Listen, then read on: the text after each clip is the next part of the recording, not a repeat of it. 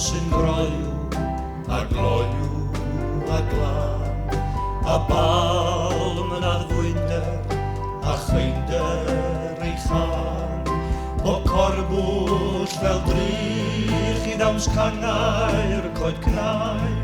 o bryd fel peladrau mewn gwydrau yn gloi, a'i thonau gan lamu yn canu yn cor, y mae Aberteifi ger Miri yn bor.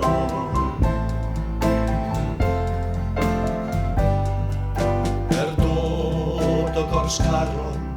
a'i llarpion y llai, mae'n llamu i'w glendid, gweddnewid ar nai,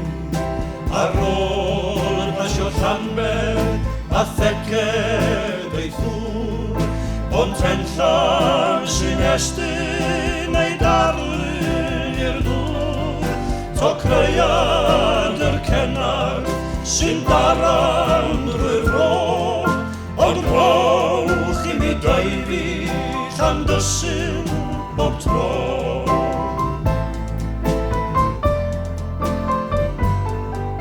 Mae llif yn ongliog,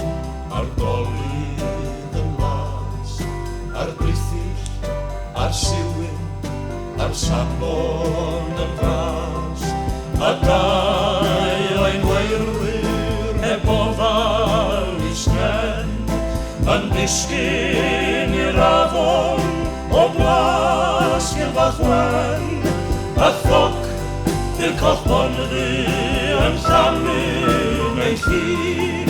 ewch Deifi Llandysyn i Wilbert a ni.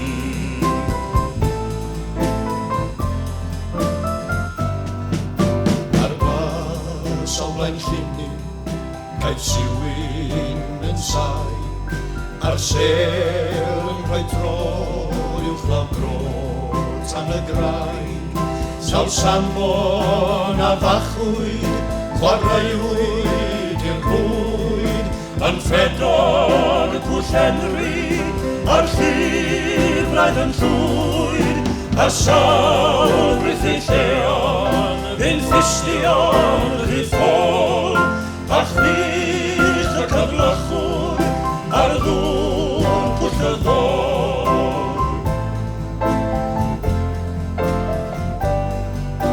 O'r bore trathurion,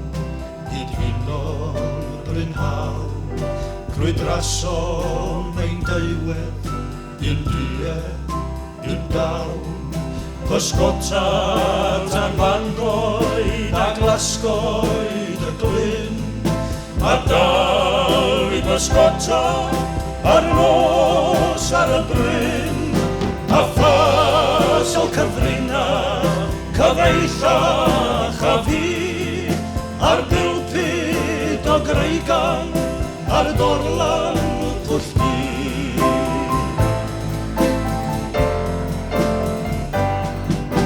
Yn hyddai genweirig, caredig dy ryw,